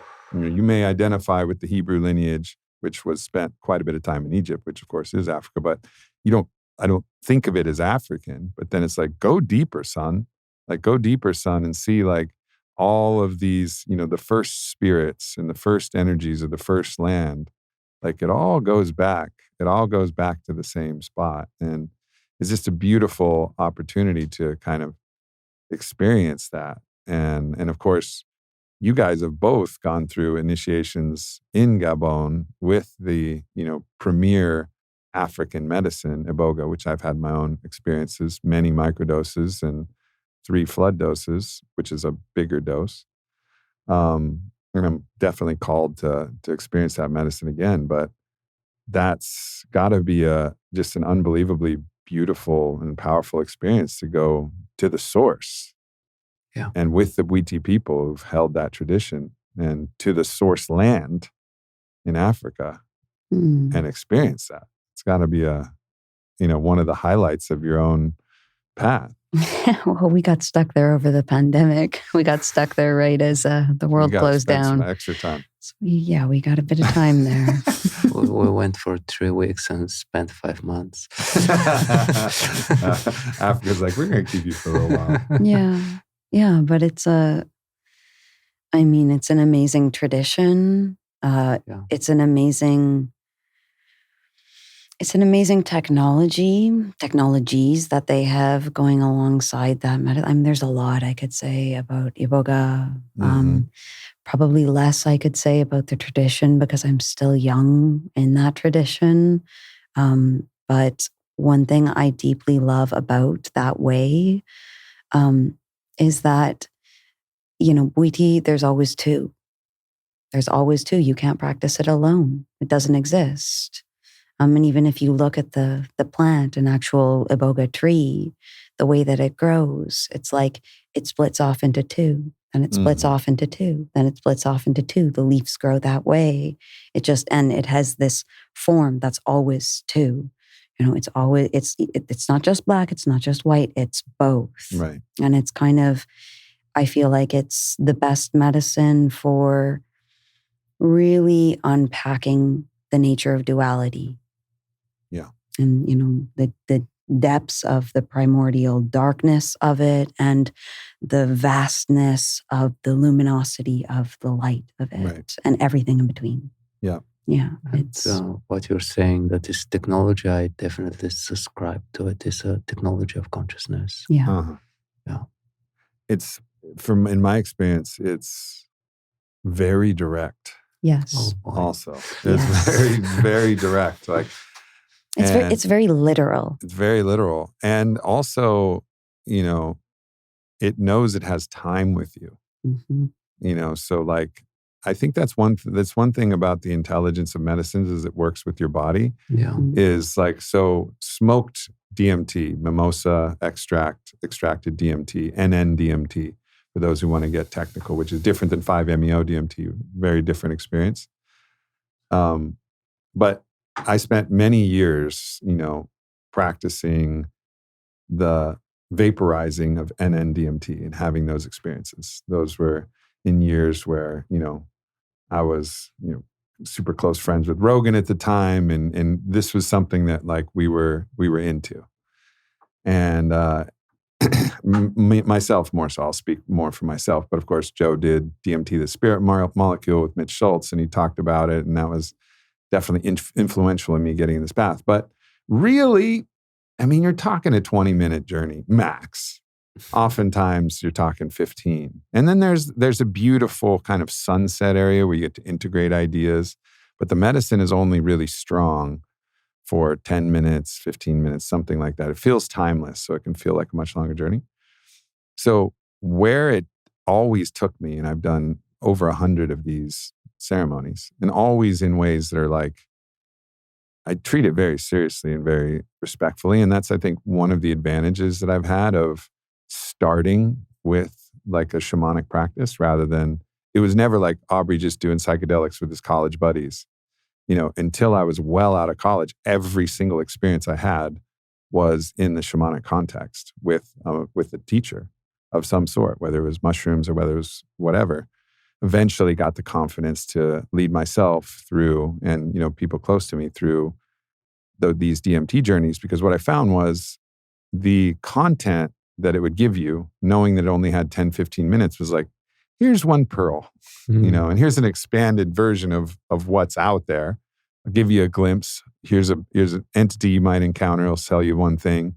Here's a revelation you might have. But we're gonna button this up because you don't have much time in this space. Iboga, it's got like 18 hours. It can take you. It can have a long conversation. You can argue with it for 8 hours, and then it'll win at hour 9. You're like, fuck. What have I been doing for the last 8 hours? You had me the whole time. It's been checkmate from the start. And Iboga's like, yeah, but it's good for you to argue. And actually, it has time. Initiation is more even. It's days. I mean, initiation is weeks, actually. Yeah, so there's levels. There's microdose, there's flood dose, and then there's initiation. Yeah, yes, exactly. And there's different ways of serving it. But, typically doing a death ceremony, which is a flood dose, and an initiation, whatever branch of Bwiti that you're doing the initiation in, where we were, they basically gave us as much Iboga as we could eat. So it's just like, here's 7 big spoons at a time. And then a couple minutes later, here's another 7 big spoons at a time. They just basically come with a bucket full of Iboga. It's just a big and tray. And it's like when they call it wood because it's basically like sawdust. It's the root bark of the shrub. Yeah. Dried out. Ground up. And ground up. It's kind of chunky. It gets stuck in your teeth. It's extremely bitter. And when you eat that kind of a quantity of it, literally I didn't take a shit for a couple weeks. It's just like a ball of, and I didn't vomit in that experience either. So it's just like a ball of wood stuck in my gut. Yeah. Slowly moving its way down. And then when you finally did shit, it looked like a horse. Just making wooden hay pellets. Actually, like, really? But it actually has an amazing action on your digestive system to actually eat the wood, because it's antibacterial. I mean, it's good in so many ways. Yeah. Just the action of it on your body. It's you're in a really long experience where you might feel like you can't walk or you're dizzy when you stand up for a period of 18 hours to up to 72 hours. It can even be, depending on how much you have. And it kind of just lays you down and goes to work on you, really deeply reprogramming, really deeply giving you a tremendous amount of neuroplasticity. It gives more neuroplasticity than any other psychedelic, any other plant medicine. Working on more receptor sites. All of them. Oh, yeah. All of them. Which one should we use? All of them. Yeah, 5-HT2 receptor? Yeah. We'll use that one and everything else. And so, it's like, it needs that much. This is my take on it, is that in order to do such a thorough job, it needs that much time. But you come out of that feeling like really consolidated. In the sense of like, I feel deeply fortified in my body. I feel really well. I feel like my nervous system has just been like ironed out. Oh yeah, the feeling coming off Iboga. I mean, Iboga, the experience was hellish for me every time. It's not very uncomfortable for me, particularly. So feeling like tired is a euphemism for how I felt. Like, I was, but also it was like, oh gosh, so uncomfortable, so much energy, so much nausea, like just trying to wiggle around on my mat to find a slight bit of relief or comfort. It's very intense, but also can be psychically so blissful. Oh yeah. Because the revelations that were coming. So it's just interesting, again, duality, like, you're going to be physically uncomfortable, but your mind is going to be surfing and dancing in a way that you've never thought possible. And so it was this beautiful, combination of those two experiences. And I can only, there's a lot of initiations that I'm like, one part of me is drawn to, and another part of me is like, no, like I don't want any parts of that. It's like just imagining that. And I wonder, I'm curious, because as I've learned about part of the initiation, there's an extended period in many traditions where they leave you in front of a mirror on the peak of it. What's I can imagine what the purpose of that is, but I haven't done it before. What's the purpose of this mirror work, and how is that like for you guys? I think. Take your take. Well, I think that's obvious. Yeah. It's like, be with yourself. Look at yourself. For real. It's literal. Yeah. It's like, here's the mirror. Here's the mirror. And so much stuff can pass in front of the mirror. Your masks, your ways of seeing the world, your ways of seeing yourself. And we don't question that kind of things normally in our awake state or our normal state of consciousness, and just like shake a little bit this normal state of consciousness and see yourself from different perspective. Which could be the mirror work. And just to say about the Iboga, it's so good for intentionality. Like whatever intention you have with that plant, it will take you there. Yeah. You want to work on whatever you want to work, and the set is really prepared, and the people that hold the ceremony is really there for the person to be able to relax itself in the medicine. You go there. Yeah. In the facilitation that I received, the maestro had me write out a list of questions that he would ask me when the medicine was strong. And I remember writing them out and just went one by one. So it was not only like, a lot of times you'll write in your journal, you'll set an intention, but in the middle of an ayahuasca ceremony, you're like you have to remember. So simpler intentions are usually better. Or maybe you have 3 different questions, but you gotta like focus. And usually you'll sublimate them and they'll come out subconsciously as soon as you write down your intention. But in Iboga, again, it was literal. It was like, well, what questions do you want to know? And I was like, I don't know. I was like, write them out. I'll ask you. And like, so all of these questions were written out and then, asked to me. And then I got to like actually answer these questions, but not as the limited self of my normal waking state, but as this hyper, I almost call it like a hyper sobriety. Yeah, that's actually a really good way of naming it. Yeah, it's like the hyper sobriety of clarity. Yeah. And then from that position, I got to answer all of these questions. Some were simple answers and some were complex. Yeah. It's like it lends a tremendous amount of brightness to whatever amount of clarity you've already cultivated, to the extent that you've cultivated your own awareness body. It's like it just adds brightness to that, and a tremendous amount of brightness. And so it's not to say that it would be that for everybody.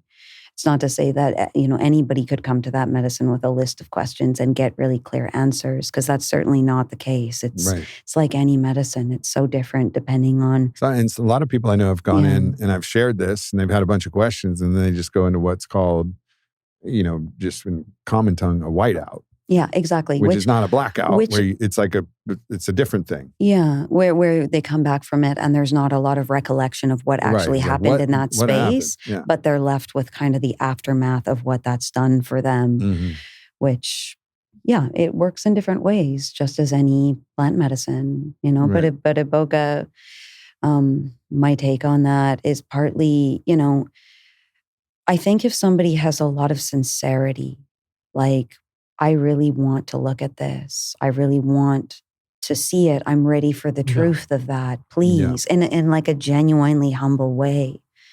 Then the medicine comes forth and it's like, all right, okay, this is how it is. And there's an ability to receive that. I think if there isn't necessarily a full humility there or an actual willingness, maybe there's an idea of a willingness, but there isn't the actual either willingness or resource. It might not just be willingness. It also can have to do with the resource of if you're actually ready to see. Right. Then sometimes I think that's why experiences like that can occur with that plant. Yeah. It's scary to actually, because Iboga is really, to me, it's truth medicine. Very much so. It's truth medicine. Very much and so. So if you're not ready for the truth, it's very scary medicine. I actually had an experience where in my own journey, recently, I had an experience where I felt like I was in contact with truth. And then I had the ability, like with Iboga, to actually discern the absolute truth. And so I was there, and it was basically like, well, what do you want to know? And I was like, fuck, I don't know. I didn't know I was going to end up here. I didn't know I was going to be here in contact with the ability to get the truth, And I was like, so I'm start going through, and I'm like, well, all right, I know everything's good with Vylana and I love her so much. And it's like, well, you sure you don't want to ask? And I was like, no, I don't want to ask. I know that. It's like, why are you scared to ask? And I go, fuck you. There was like a moment where I was like, how dare you? But I was like, all right, fine, I'll ask. And then I'm asking, and it's like, yeah, you fucking love her so much. She's everything to you. And I was like, oh. But there was that moment where truth was actually playing a game with me. Like, you say you're this sure, but if I wasn't sure, I would have flinched at that one moment. But in that experience, it was like, all right, well, here we go. You know what I mean? Like, here we go. And even though it was something that I was sure about, and it was ultimately confirmed, when you have access to that much truth, even these things that are deep core beliefs, you recognize like, oh, I'm in contact with another level of truth, and something could appear that, could just shake your whole reality. But that's also the trust of the medicine and the trust of the space, and trust that you're not interacting with some, heyoka reality as a trickster, energy that's trying to fuck with you, which can happen as well. So it's the discernment of like what voice and what space you're in. And also, because that's important, because you can also get, I've definitely experienced reality as a trickster. It's, tried to trick me in many different ways. But through the many years, I've been able to discern like, all right, this is the real thing versus this is trickster energy. And that's a training, right? At least for me, was a training, which is like, what I'm perceiving is like actually going on, or am I just like making it up? Right. Which is the big questions that I've been trying to respond for myself. Yeah. So you guys have this beautiful center down in Colombia. Not the easiest to get to. You take a couple flights. Got to ride a burro, or do a 2-hour walk, or do a 2-hour walk, or walk next to the burro and let the burro carry your bags. The burro is a donkey. Or a mule, or a mule, either way.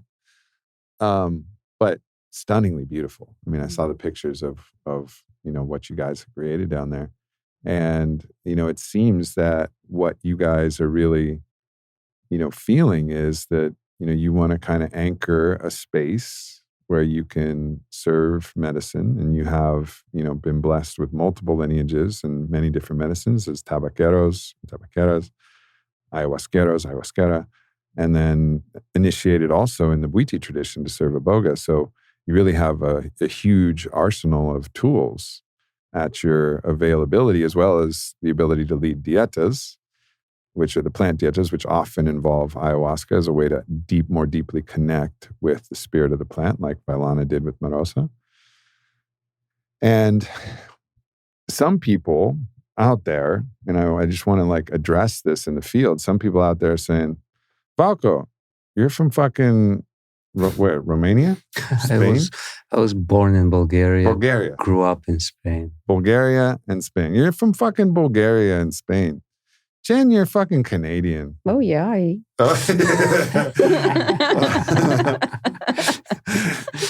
what are you doing serving medicine? And again, it's that how dare you voice, right? So like, how do you address those voices that come in that are trying to say like, no, this medicine is only for these people in this way. Nobody else should serve it and nobody else should take it.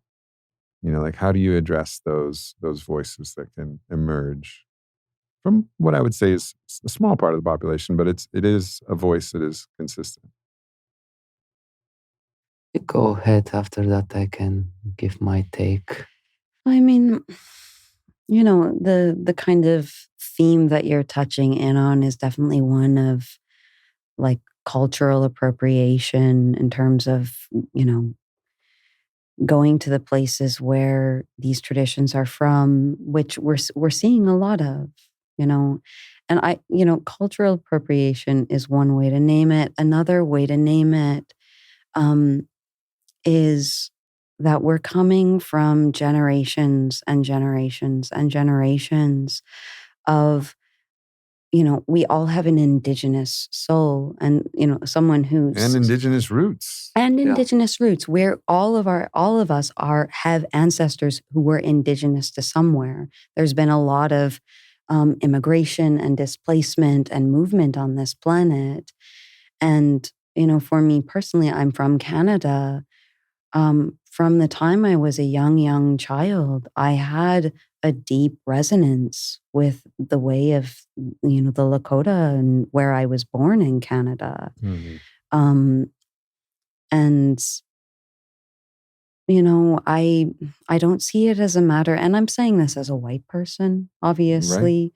Right. I see it as, my indigenous soul is an orphan. And that part of my indigenous soul that is an orphan has found parents, has found families in various different parts of this world. And I felt very welcomed in. I lived in the Peruvian Amazon for almost a decade.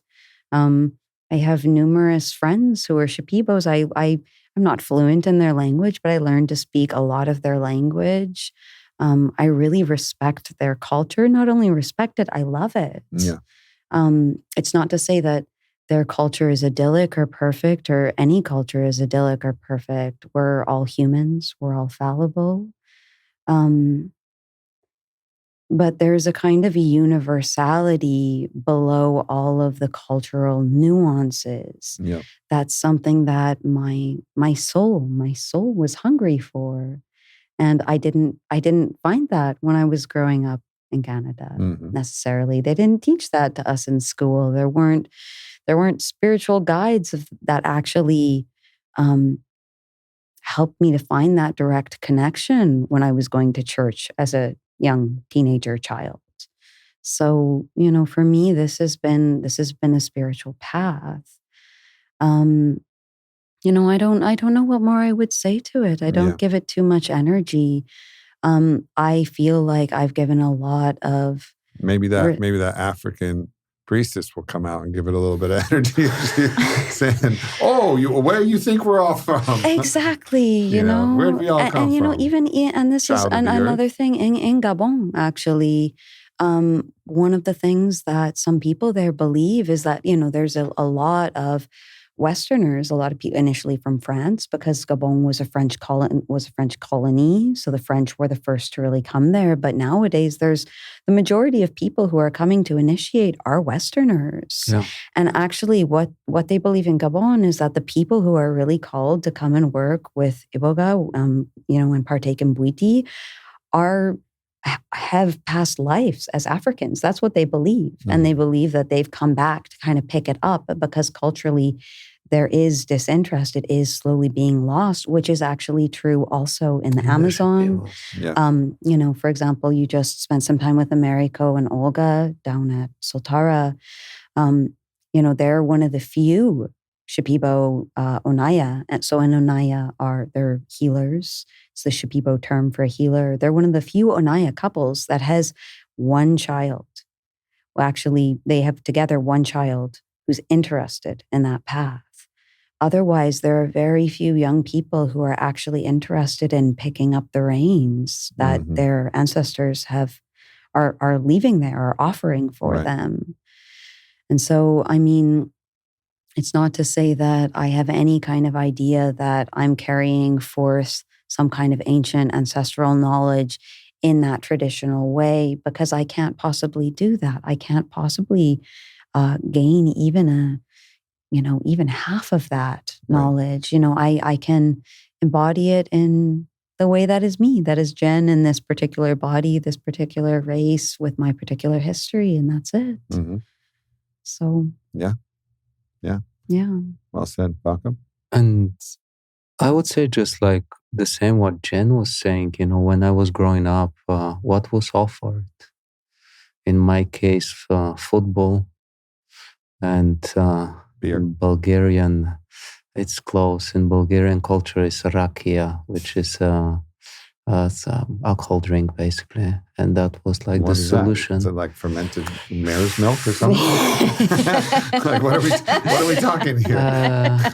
How to describe rakia, Jen? Rakia is basically like a strong distillation. It's often made of grapes. It could be made of roses. It could be made of apricots or plums. It's moonshine, essentially. Are you a Dothraki? That's what I want to know. Then basically that was the offering, and it's just like this culture didn't have the lineage of grieving. And this is so needed. We like Western cultures, and doesn't matter if the United States or Europe, it's all the same train of thought that came up from Europe. That has been so much put it aside, the grieving processes. And I see myself like participating in this wave of like, let's revive this so powerful rituals, and first of all, for me was personal. I didn't start it like I wanted to carry this medicine. That doesn't even cross my mind. It was, I just want to be like a little bit more free and a little bit more in peace, please. And when I got to the level that I'm a little bit more in peace and a little bit more free, just going deeper and deeper and deeper, and people started showing up, and just like the same people from the same culture. I have my way of seeing it, and my way of expressing it it will resonate with that kind of people. Then I'm basically seeing myself like I'm carrying something that is a lineage, which is an old lineage, but in a new way with my own embodiment of this lineage. That's how I see it, Aubrey.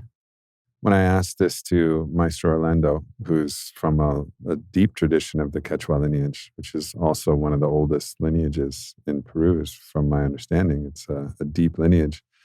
And I asked him, like, what are your thoughts about this same question? And he just kind of laughed in the way that he does. And one thing I will say about every good, teacher, healer, maestra that I've ever met, they got a great laugh. It's like, if you don't have a great laugh, like, I don't trust you. You don't get it. But he has a great laugh. And he says, right now, the earth is in danger. Like, he has maybe not the complexity of the understanding of the existential threat, but he's been there in the jungle, in the selva. And he knows that things are being destroyed. Trees are being slashed and burned. The resources are being extracted. He sees it from potentially more of an environmental lens rather than the proliferation of, the access to make biological weapons with CRISPR becoming democratized, or whether it's, AI that's unregulated in a certain way. Like all of these other things, he may not be aware of that, but he's like, the earth is in trouble. And these medicines, he really, when I asked him what ayahuasca was, he said, this is the spirit of the mother. It's like ayahuasca, the spirit of ayahuasca and the spirit of Gaia are to him like the same thing. Maybe there's subtle distinctions, but at least in the way he expressed it to me, it was like, this is the mother speaking. And the mother wants her children to wake up and to heal. And I think for me, the thing that quiets all of that noise is, one, understanding the deep pain and recognizing and not trying to whitewash the history of colonization and really rape of culture that's existed for all of us. I mean, throughout every place at a certain point, it just depends on at what point were we ripped from our culture. Was it when the Romans came to the, druidic forests and slayed all the druids and the Merlins and buried those traditions? Or was it when they, destroyed the Temple of Solomon for the last time and tried to eradicate the Hebrew lineage and burned all those books? Was it then? Or was it when, the Spaniards. The Spaniards, came in and the conquistadors and like when? Like when did it happen? Because it happened to all of us. Like all the lineages, most of them were broken, and it's still happening in certain ways. And the deep pain and the recognition, first of all, of that, like feel that in the heart first, and like understand where the genesis of this is coming from, which is like, fuck y'all, you've taken too much already. And I totally get it. And then on the other side, agreeing with all of the reasons that you guys shared, but also saying like, now is the time where we all have to come together. And we see this happen in our movies and in actual reality. It's like the movie Independence Day, for example. The aliens are coming to fucking eradicate the world. All of a sudden, all of the national borders dissolve. Yeah. All of the armies work together. All of the religions work together. Everybody's like, shit, like we got to come together. All of these differences. It's not like, oh, you're a Syrian, rebel, and I'm an American. We can't work together. It's like, no, none of that matters. And we're facing this moment where the world's going to need every bit of medicine from every corner of the world and every lineage to come online and to open up to recognize our shared humanity. So that collectively, the only way that we're going to get out of this mess that we're in is collectively. And to get out of the mess, we collectively need all of the collective medicine. Just like if we had a collective war against aliens, we need collectively all of the armed forces collectively of the world.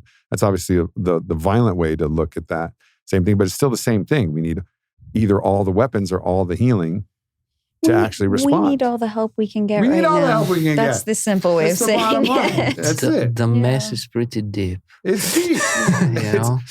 And it's more complicated than we even realize because we don't have optics on what's actually happening. Maybe every once in a while somebody will show you a picture of a fucking 20-mile wide flotilla of plastic in the ocean. But when I go to Miami, it's not like I'm like swimming in the flotilla. Like I just have some vague idea of what's happening there. These giant landfills or these strip mines that are poisoning water in somewhere. It's like, we don't get it because we're not seeing the global impact of everything that we're doing. So it's very difficult for us to grok like what's actually happening, but let it be known. It's happening. And we need to respond with the urgency of recognizing what's happening even beyond our own field of vision. And certainly plant medicines can help in that. Absolutely. On a personal level with our own woundings and our own traumas that we carry. There. Yeah. And on a collective level of the mess that you just expressed. And I just want to share a vision that I had 17 years ago or something like that, when I was like first experiences of ayahuasca. I was in Spain. And I drank the brew. It was incredibly strong. And basically the vision was, I just lay in my bed and I just disappeared in a vision space. And we all seen the movie. What was this blue people movie? Avatar, that's the one. We all seen the movie of Avatar. You remember the scene where they emerge from the forest and the forest is cut. Yeah. Everything was cut in the first movie. Yeah. And the female was start crying directly, And basically my vision was like that. I was seeing just like the Amazon forest all cut. Yeah. And one enormous tree was standing. And there was a person that was cutting the tree with a chainsaw. And in that moment, I just felt the tree. I was the tree. Yeah. I felt the earth. I felt all the animals that doesn't have any more shelter or home over there. And this voice was telling me, we're all sick. And the worst part is that we don't even know it. Mm. Then I think plants has really place in the mess that we are right now into. I wouldn't be who I was without it. I wouldn't be able to make a claim like I'm all in for all life unless I had a tool that helped me connect to all life, and that's what the medicines and yes, the plants, but ketamine's been a big ally for me. It's obviously synthetic, although they did find it in nature in a strange nematode parasite. So there was a big win for the naturalists in the ketamine front when they isolated this in a nematode. But ultimately, like, these medicines have expanded my heart, expanded my consciousness, expanded my field of intimacy and care, and many of these concepts that I'm sharing are tenets of cosmoerotic humanism that I've been my teacher, Dr. Mark Gaffney, has helped me really unpack. So I just want to give credit to the field of cosmoerotic humanism, which we're working on publishing books and sharing more broadly. But a lot of those ideas come from that. But it's the medicines that brought me to him and brought me to that understanding where I understand, this space of interconnectedness. And it's both my greatest inspiration and my greatest strength, in this, to be willing to stand. Because when you feel it all yourself, as you said, when you feel the tree, you care about the tree. When you feel the earth, when you hear her speak, you care about the earth, and you'll fight with everything you have, which doesn't look like kinetic fighting. It means standing in the resonance of connection. Well, you'll fight with everything you have. And I think that's an essential part of how we're going to make it through this. And all hands on deck, all tools available, with maximum respect and reverence and trust and faith and laughter and love and all of the things. But it's time, it's time. There is something why these medicines are keep coming, especially right now. It's like just keep coming in the collective consciousness. Mm-hmm. Yeah. Well, and that's also in great part to, people like yourselves who are, they're serving the medicine in the highest integrity and, evolving the practices to incorporate your own individual unique medicine, everything that's come online. Like, it's just been, it's been spectacular and a deep honor to both serve you both and also receive from you both. And I look forward to this relationship, just in this alliance, continuing in all worlds and all dimensions and all timelines. And I'm all in. Likewise, Aubrey. Yeah. Likewise. Yeah. I love you guys. Yeah, it's so good to be here with you, Aubrey. Yeah, for sure. For sure. Thank you, everybody, for tuning in. If you're interested, let's say somebody wants to come sit with you guys and experience some medicine down in Colombia. How do they find you? What's the way?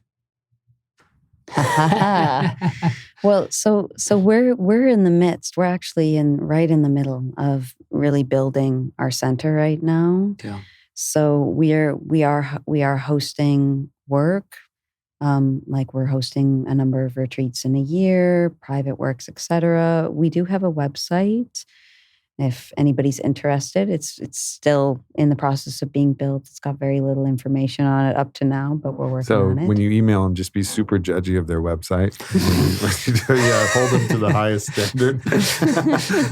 Actually, we don't know even if the name of the website will still be the name. Like Jen was saying, you have to create a redirect because we need a name. Everything's in the works. So the website is it's weirdfarm.com, WYRDPHARM.com. And what is the meaning of weird, WYRD? Yeah, that's the question.